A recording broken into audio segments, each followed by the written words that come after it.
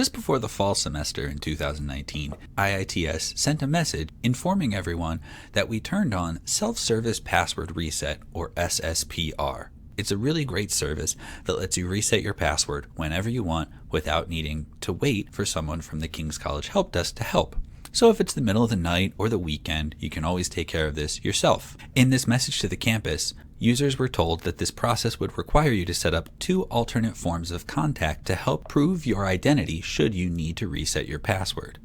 Many people did that. And then, a little bit later, to combat a tremendous number of compromised King's accounts, IITS implemented multi-factor authentication, MFA, for all users.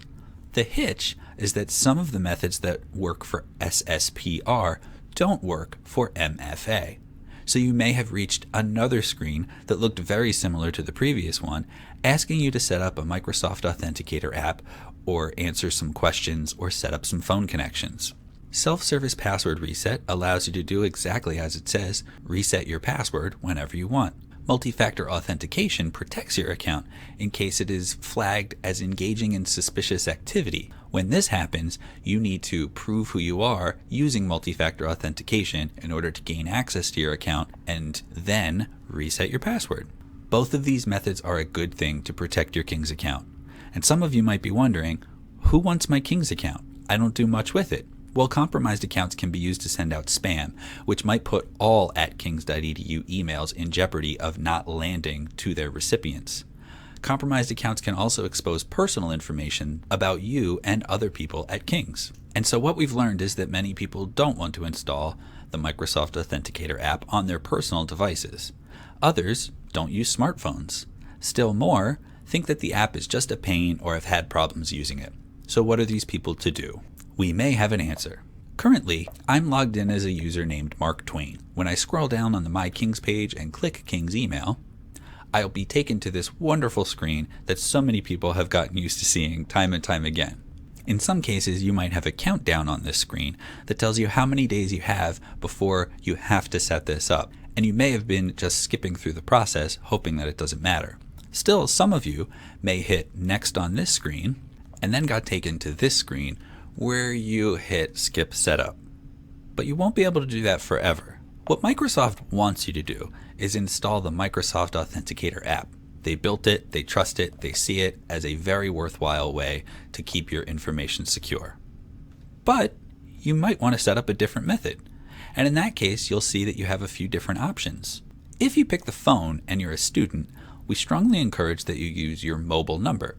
The idea behind multi-factor authentication is that you are going to have a device on you to prove who you are. Or, in the event of security questions, you will be able to provide information that will prove who you are. For many employees, an office phone number was imported when this process was created, and that office phone number is just your extension at King's College.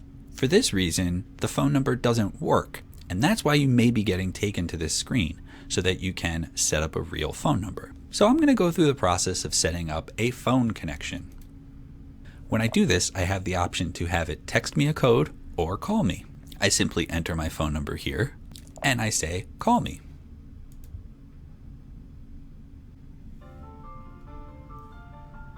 Then my phone starts ringing.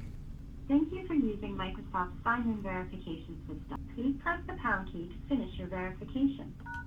Your sign-in was successfully verified. Great! I have one method now established, so I can hit next. And once again, it's trying to make me install an app on my phone, but I want to use a different method. Now I can set up some security questions.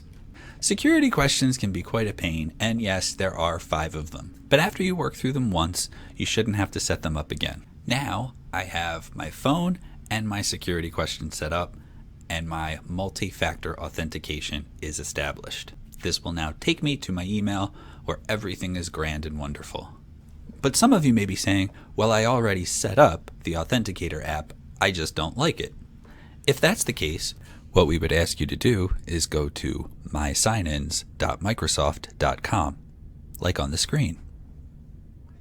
When you go to mysignins.microsoft.com and you sign in with your King's credentials, you start to see the recent activity associated with your account. This is very interesting, especially if you feel that your account may have been compromised. You can see your account name, where it was accessed, approximately, and what time of day. Also, if it was a failed or successful login. But this doesn't address our authenticator concerns. That is under the security info section. So click security info on the side. And you will have to sign in with your Authenticator app if you've used that before.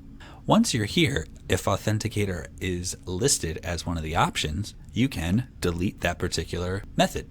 And then you can hit add method to add an alternate phone number perhaps. Now, I don't have an alternate phone number, but you can set one up here if you'd like to use that as one of your sign-in methods.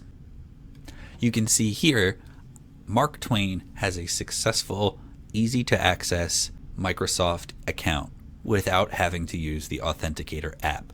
So for those of you who don't have smartphones, find the app annoying, or just don't want to use it, this is a place that you can go to in order to set up alternate methods. When you're done looking at your My Sign-In information, you can always log out, or you can return to office.com and continue using your Office account to do whatever you'd like.